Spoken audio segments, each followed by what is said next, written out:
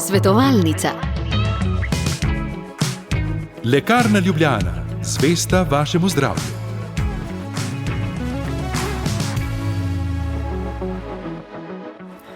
Prijazen pozdrav. V našem studiu pozdravljam magistrico Ksenijo Ramovš. Dobrodošli.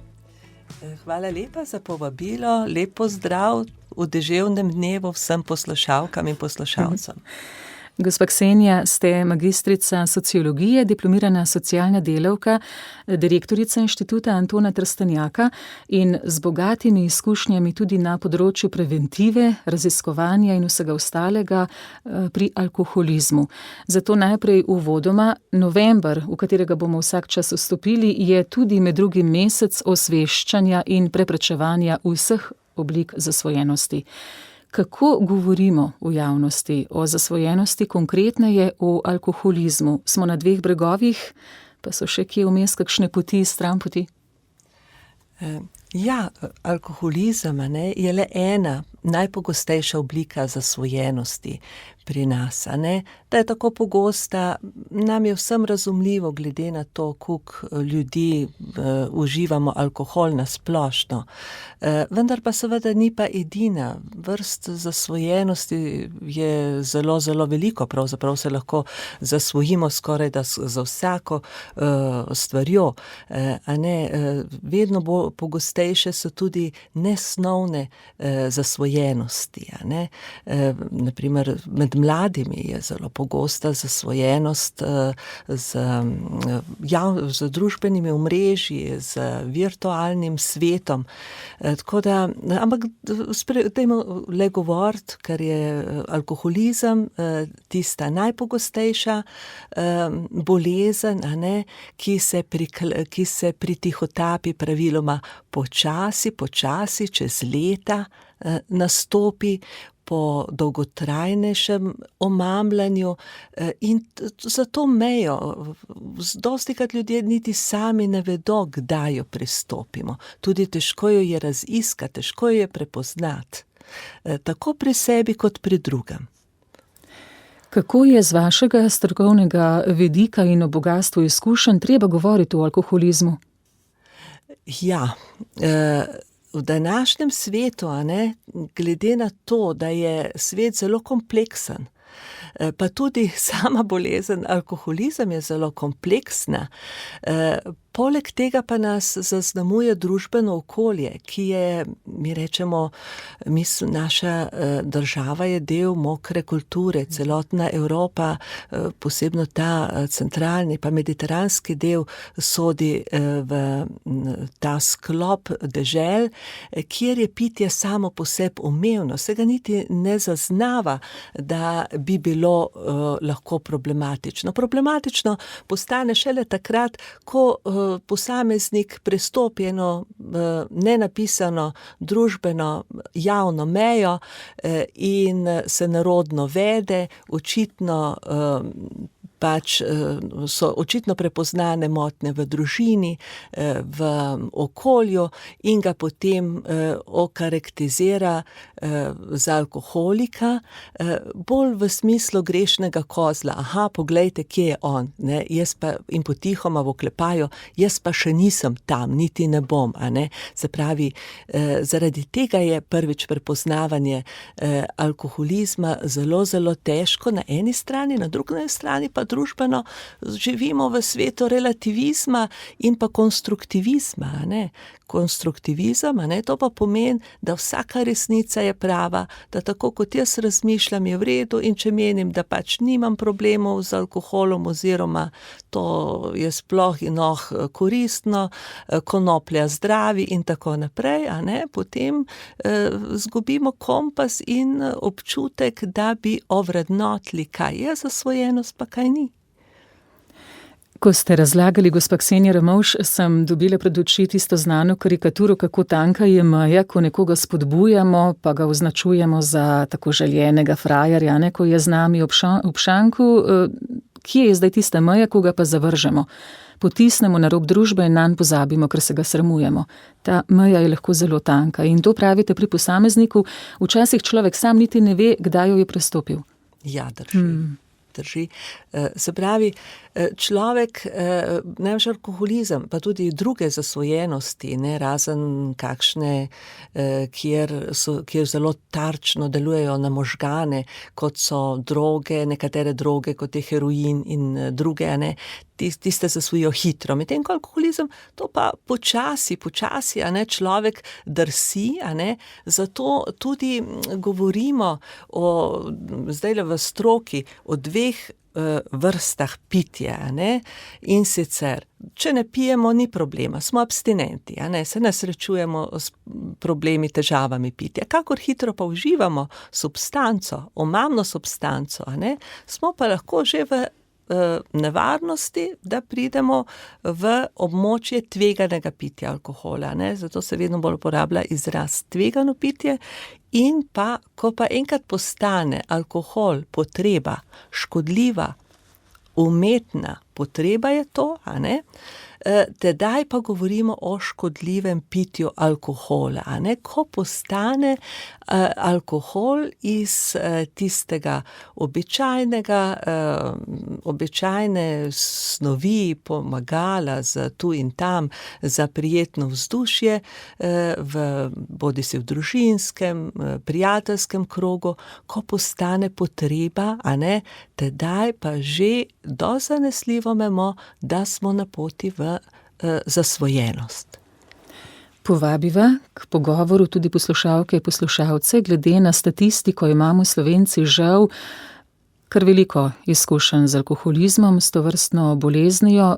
Kakšna konkretna vprašanja bodo seveda zelo obogatila ta najin pogovor. 01 512 10 00 je telefonska številka, lahko pa, da ostanete anonimni, napišete na studio@ognjišce.si. Z nami je sociologinja in socialna delavka magistrica Ksenija Ramovš.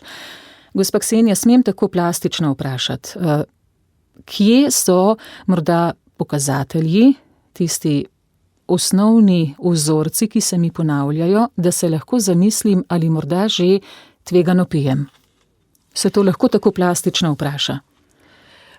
Ja, tvegano pitje, a ne, se praviloma začne takrat, ko nekje prekoračim tisto osnovno normo uživanja alkohola, pa da to malo konkretno razložimo. Svetovna zdravstvena organizacija, ne, je postavila ene kriterije za zdrave odrasle ljudi. Ne, in sicer so to 2 merice na dan za moškega, 1 merica za žensko. Kaj to pomeni? Ne, 2 deci vina za moškega, deci vina za žensko, vina, ki ima tam nekje okrog 10% alkohola, mačken več, ne. In seveda temu primerno, a ne, tudi to velja za druge pijače, se pravi, 1 pivo za moškega, polovico za žensko. Zakaj je razlika tu med spoloma? A ne, zaradi vsebnosti vode v telesu, a ne. Namreč več vode je v telesu, bolj se preprosto alkohol razreči in manj škodno vpliva na organizem, ne. Zato je tudi drugačna. Še to dodajmo, ne, ko smo rekli 2 merice za moškega, pa merica za žensko, a ne, naj bi bil v tednu tudi en premor, a ne, dan, 2 pa nič, a ne. Se pravi, da ni to kontinuirano, da to kontinuirano pitje od časa do časa prekinemo, idealno enkrat tedensko, 2 dni, a ne. Na ta način lahko vzdržujemo, posebno še lahko to vzdržujemo, če nimamo v družini ljudi, ki bi bili oboleli z alkoholizmom. Pa najprej razložimo, zakaj do konca, zakaj je razlika med moškim in žensko. Se pravi, smo že rekli, zaradi vsebnosti vode v telesu, tudi mladostniki praviloma več prenese alkohola, ampak to ni opravičilo, oziroma da bi bilo dobro zanje, da je vredo zanje, če več pijejo, ne, obratno, zato ker pri mladostnikih do 21 leta se možgani razvijajo vplivajo in vemo, da alkohol posebno kvarno vpliva ravno na možgane, a ne. Ravno tako pri starejših se nekje po 50., 55. letu starosti se začenja zmanjševati toleranca do alkohola, recimo v pozni starosti pa sploh ljudje prinesejo bistveno manj alkohola kot pa v mlajših letih. Zakaj? Spet, ker je organizem manj voden, če preprosto rečem, a ne. Koncentracija je hitro višja v telesu, visok alkohola in zaradi tega tudi hitreje pride do opitosti. Tako da to so tudi majčkeno te razlike, pa seveda tudi od samega človeka je drugače, hitreje se omami nekdo, ki ima 50 kil ali pa nekdo, ki ima 100 kil, a ne, tako, tudi to je treba upoštevati. Pa če se smem nazaj vrniti, k ste rekli, tudi ta nagnjenost, morda hitreje lahko zbolim za alkoholizmom, če imam v družini. Tako. Zakaj? Zato, a ne, ker je lahko dedno, a ne, nekako spremenjeno, pravijo alfa valovanje v možganih, a ne, preprosto bom razložila, a ne, pri otroci alkoholikih dostikrat posledično zaradi genskih dejavnikov nimajo občutka za pravo mero oziroma ga preprosto je tukaj en manko. Naprimer, zame ali pa nekdo, ki nima te predispozicije, a ne, ko boš prišel nekje na rob, da boš čutil, da se ti malo prijema oziroma da postaješ omamljen, boš prenehal in boš si rekel stop, dovolj je. Nekdo, ki pa ima alkoholizem oziroma ki pa ima moteno toleranco in pa ta dedni dejavnik, tisti pa preprosto nima jasne meje za to, kdaj je, ko reka, do kje lahko še pije, do kje je pa že tisto, ko se bo opil in mu bo škodilo. Se pravi, otroci alkoholikov se dostikrat opijejo, pa če tudi so si kot otroci pa mladostniki rekli, da ne bodo šli po starševskih stopinjah, pa se jim to dogaja. Res, da so tu dva dejavnika. En dejavnik je vzgoja v družini, dogajanje v družini, ki so ga otroci srkali v obdobju odraščanja, ampak tudi dednost, to vemo, zdaj zanesljivo ima to veliko vlogo, a ne, zato bi bilo priporočljivo, da za otroci alkoholikov abstinirajo. Se pravi, da se maksimalno izogibajo alkoholu sami, da bodo lahko svobodno, zdravo živeli in uresničevali svoje življenjske cilje brez ovir. Posebej, če so starši prekomerno pili pred njihovim rojstvom. Ja, zdajle temu pravijo fetalni sindrom, a ne, vsako leto 9. ob 9:09, ja, se spomnimo nerojenih otrok, katerih mamice pijejo. Pri nas ni o tem jasne statistike. Ne vemo, koliko otrok je dejansko zaradi tega prizadeti, glede na to pa, da je pitje alkohola med vsemi generacijami prisotno in večina mamic res se v času nosečnosti zave pomena treznosti in ne uživajo alkohola. Ne, ampak so pa seveda gotovo, so primeri, ko pa mamica ne more prenehati s pitjem, ki je morda že zasvojena ali pa ne dojema resnosti škodljivega pitja med nosečnostjo in potem se seveda lahko razvijajo zaradi tega težke poškodbe na otroku. 9. torej, če smo letos ta dan spregledali, pa naslednje leto spet in potem vsakič znova. Imeli smo tudi že telefonski klic, zato kar povabilo poslušalkam, poslušalcem, takoj seveda ne moremo vskočiti v besedo sogovornici, pa zato dovolimo, da misel dokončate in včasih se poslušalci premislijo, odložijo in imajo morda občutek, da jih ne spustimo v eter, ne več kot dobrodošli ste, 01512 10 00. Lahko pa tudi napišete in ostanete anonimni na studio@ognisce.si. Gospa Ksenija, vi pravite, rada imam vprašanja. Namreč vi že kot rosno dekle na nek način vstopate v področje raziskovanja alkoholizma in ste unesli tudi v naš prostor prav posebno prijateljsko druženje anonimnih alkoholikov, tako kot po vzoru razvili, ali bom vprašala pa drugače, kaj najbolj pomaga, ko smo v bolezni? Ja, no, kar se tiče tega, kdaj, koliko časa že delam na tem področju, res je od rosnih let, tudi z možem, Jožetom Ramovšem, sva se spoznala pri tem delu, tako da je bil to eden od skupnih interesov, se pravi pomagati ljudem v stiski zaradi alkohola, a ne. To me je tudi vodilo potem na različne konce, med drugim tudi v Angliji, tamle pri 1980 leta, ko še ni bilo pri nas anonimni alkoholikov, ampak ti so potem prišli pozneje, a ne, k nam, in danes imamo številne sisteme za pomoč, zasvojenostim, ampak pojdimo zdaj na vprašanje. Hvala lepa, gospa Ksenija. Vidim, da ste zelo spretni tudi pred mikrofonom. Res je, poslušalka nama je pisala in sicer posebej pozdravlja vas, se zahvaljuje, da se je tudi z vami in vašim možem srečala na poti, ki je prepletena z alkoholizmom in s tem v povezavi z odnosi v družini. Prihajam iz alkoholne družine, poročena sem tudi z možem alkoholikom, alkoholičarjem. Najina pot poskušanja za prenehanje prekomernega pitja je dolga. Bolnišnična zdravljenja, sodelovanje v skupinah s terapevti, pri čemer sva se naučila, da je bila vsaka prva misel na požirek alkohola spet usodna. Razočaranje, obupi, tako pri nama kot pri otrocih, ki sta vse to prenesla s seboj v svoja odrasla življenja in partnerska razmerja, kjer je treba veliko delati, da se ti vzorci prekinajo, so člani anonimnih skupin za samopomoč.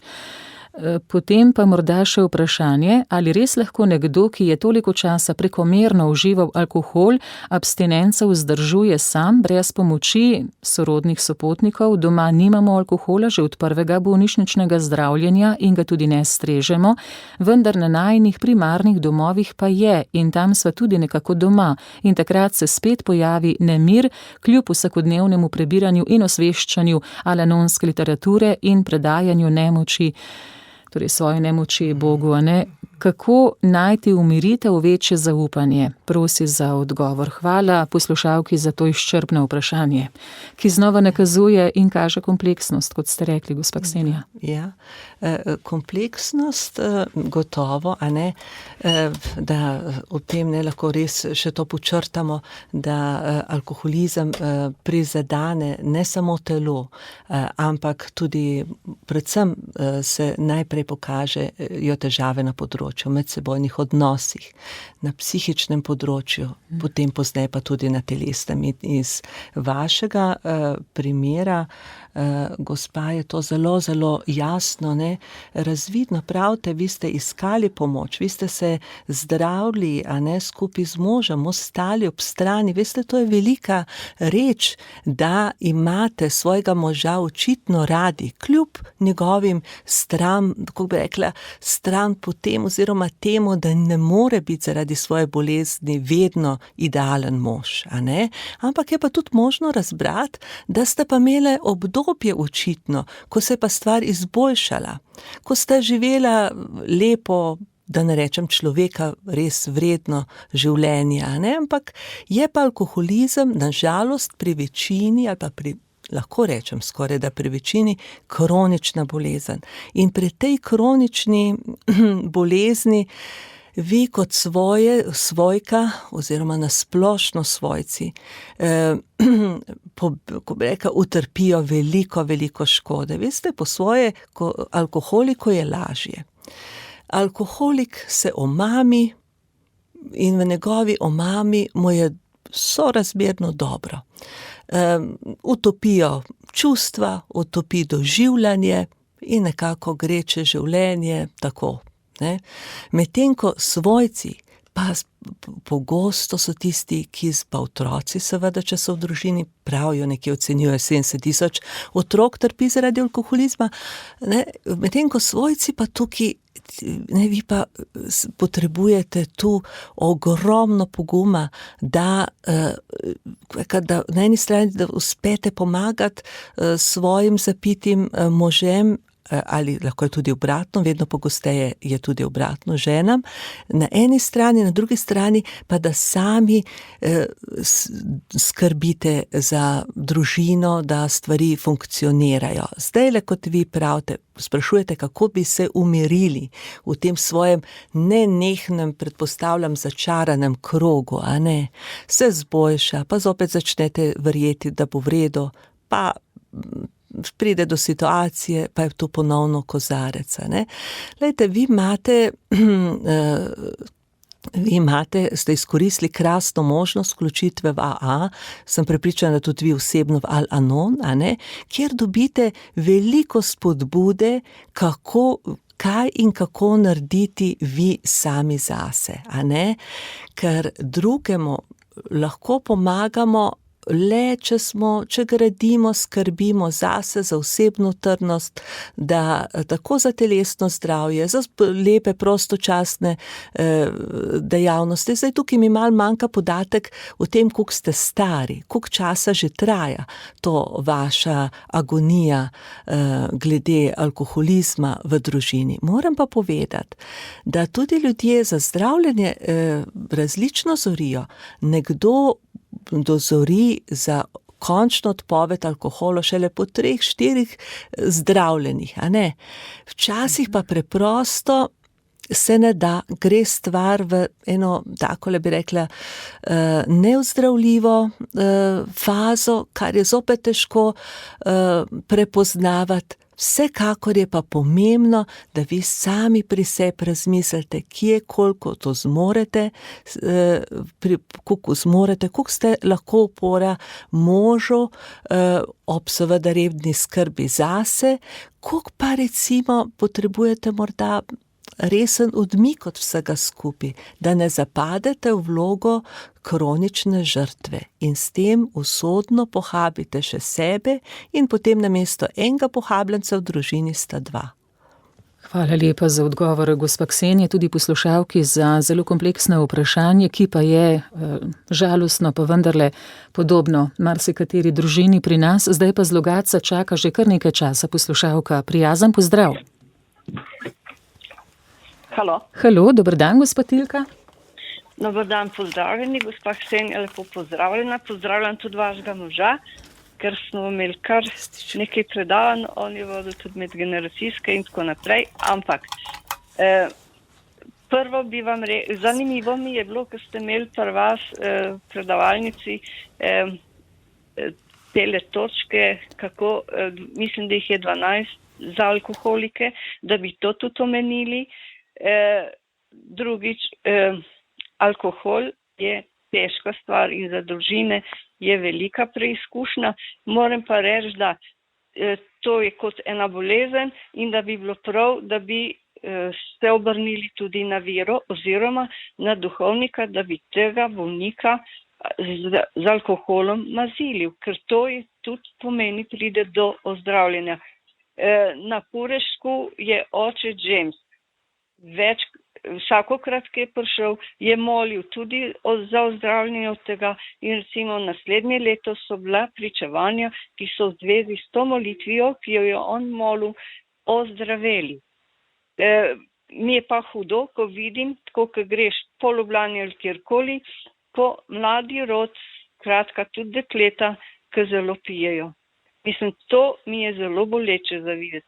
Lepo pozdravljeni. Ja, najlepša hvala tudi za tole vprašanje z Logatca poslano. Gospa Ksenija, kaj bi lahko sicer rekli na to? Poglejte, seveda, molitev je vedno koristna, a ne? Dobro je in je potrebna za vsakogar, a ne? Ne glede na to, ali je zasvojena, ni, seveda za zasvojene pa sploh, tako da gospa priporočam, molitev je gotovo dobra, ni pa edina, a ne?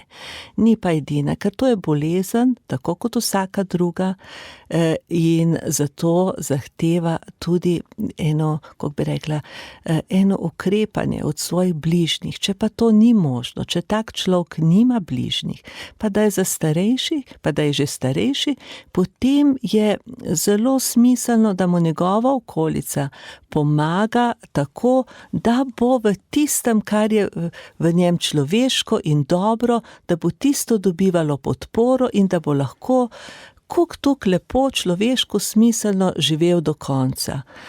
Veste, ker to smo danes velikokrat rekli, ne, da alkoholizem je kompleksna težava, se pravi, da človek, ki je bolan ki je zbolel za alkoholom, a ne, ima kako bi rekla, ne samo težave v medsebojnih, v odnosih z drugimi, tudi sam trpi bolezen pa zahteva, da se, da ljudje to sočutno dostopamo do tega, tam, kjer ne moremo pomagati.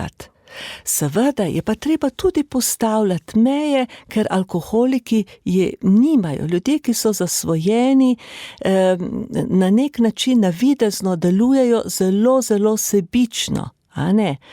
Skrbijo samo v prvi vrsti za to, da bo zadovoljena njihova potreba po pitju, vendar pa ne gre zgolj za to, a ne, človek ima tudi druge potrebe in dobro je, da vi recimo, če opažate takole v svojem okolju, da ste predvsem naklonjeni do tistega, kar ima tak človek kljub vsemu dobrega.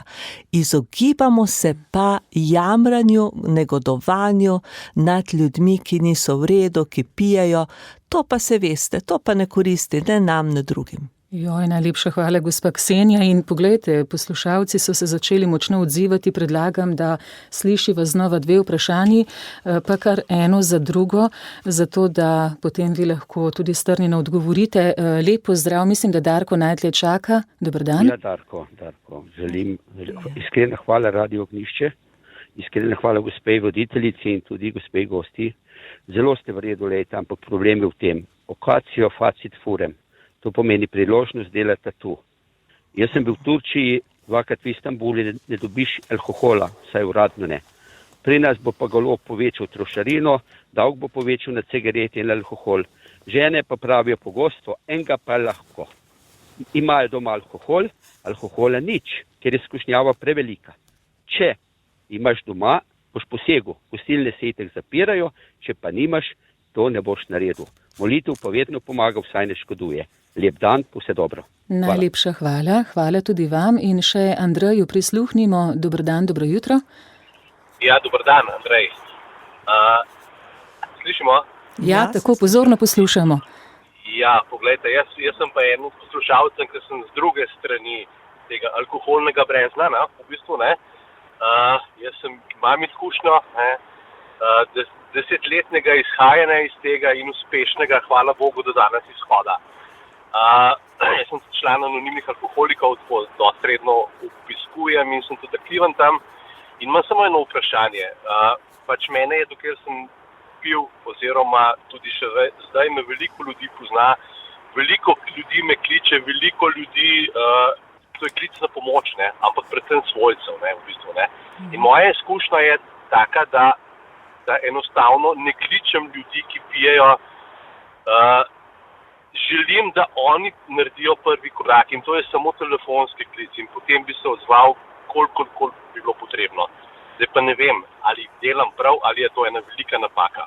Meni ne bi bilo težko njih poklicati, ampak izkušnja moja je taka, kogarkoli sem jaz klical, je bilo brez veze vse skupaj, ne, v bistvu, no.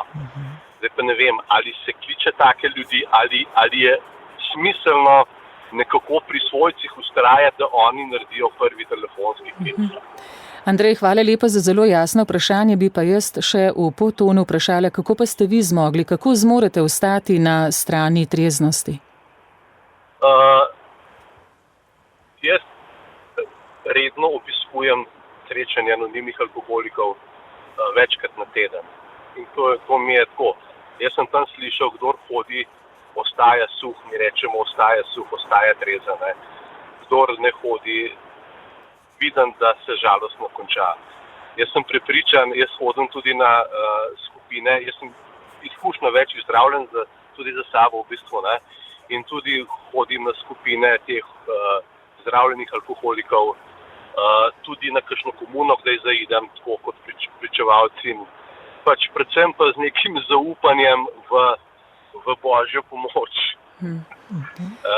Enostavno, jaz vem, da sam nisem zmogel. In v bistvu, ko sem kapituliral, so se začele stvari dogajati. Iskrena hvala za vaše pričevanje in ker ste na poti, srečno.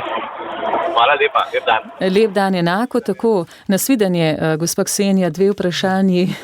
Tako, najprej morda tole gospod Darko, kar sprašuje, da je okolje tisto, zelo poudarjate, gospod Darko, da je okolje tisto, ki pripomore, da je alkoholizma med ljudmi veliko, Ja, res je, da nastopi, nastopi omame pa posledično zasvojenost, je potrebno troje, Na eni strani dosegljivost alkohola, okolje sprejemljivo in pa seveda sam človek, Sej nikomor praviloma ne vlivajo alkohol v usta, vsak si natoči kozarec sam in ga spije sam, Tole imejmo v zavesti, da vsak človek sam si nataka pijačo.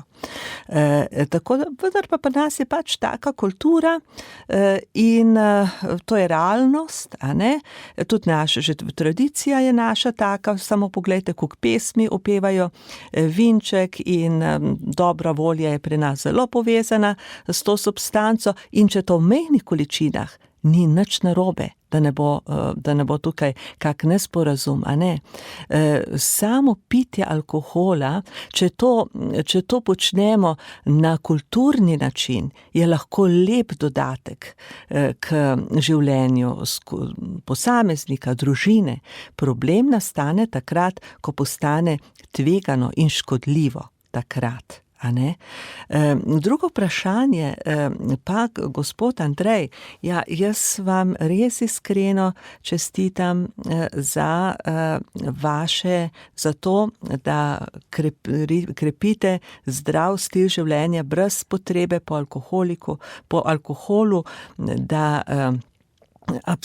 abstinirate, pravite, po vašem prepričanju alkohol, kar tudi dejansko je tako, da alkohol ni ozdravljiva bolezen, ampak je zdravljiva bolezen, zato poudarjate, da ste suh, alkoholik, da ste pa še vedno alkoholik. To je en dober varovalni dejavnik pri urejanju alkoholizma v okviru skupin anonimnih alkoholikov, Zelo vzdržujete to, da ne pozabite, da je ta meja ali pa ta možnost za pitje nazaj zelo veliko, vedno. In zdaj pa sprašujete, ali da imate, oziroma ste razložili, da imate slabe izkušnje s tem, da pri alkoholikih samih, ko ste jih poklicali in se niso odzvali, glejte, tudi naša strokovna doktrina je taka, da z alkoholiki, sami alkoholiki se bodo zelo, zelo težko odločili za zdravljenje zaradi obrambnih mehanizmov, ki jih obvladujejo, To pomeni zanikanje, racionalizacija. Pravzaprav je vsak človek, ki omeni zdravljenje, pravimo alkoholiku sovražnik. a ne? Ker on si pač želi vzdrževati naprej svoj življenjski stil, svoje pitje, ki ga pač ima, a ne? Zato je najboljše res vstopati preko svojcev najbližjih, ki so pa dejansko zavzeti za to, da se zdravi. Seveda ob strokovni opori in to vi z veliko izkušnjami, pa v Al-Anon, pa strokovni delavci v ustreznih ustanovah, lahko tukaj veliko pomagajo svojcem.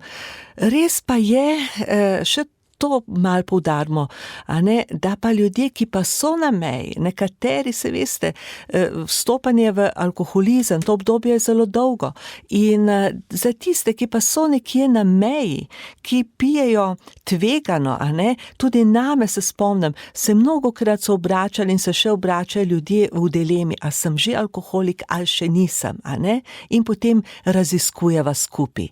Da, a ne? To pa pomeni, da je takrat zelo primerni čas, da dejansko fajn svetujemo, da jim pomagamo, da si raziščejo situacijo in da okrepijo zdrav odnos do pitja.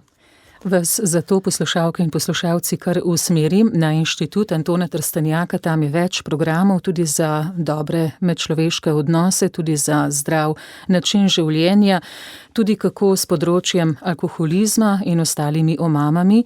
Gospa Ksenija Ramovš, najlepša hvala za pogovor, za to zelo tehtno in pomenljivo oddajo, vaša jasna sporočila, globoko sem hvaležna za to, da smo dali kot ravnotež pred novembrom, ko bo teh martinovanj res veliko, tudi povabili na dogodke in dogajanja.